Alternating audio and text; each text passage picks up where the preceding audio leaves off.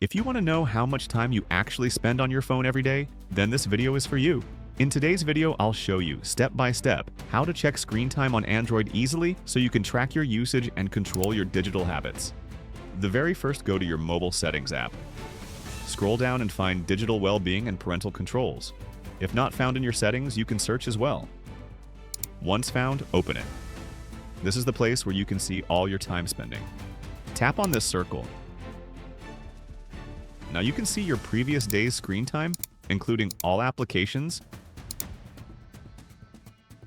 Even you can check on hourly basis.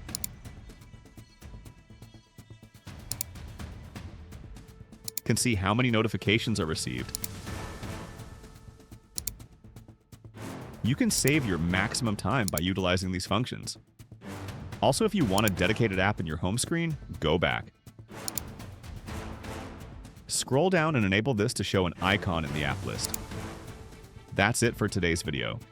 If this helps you, make sure to like the video and subscribe for more quick tutorials. Thanks for watching.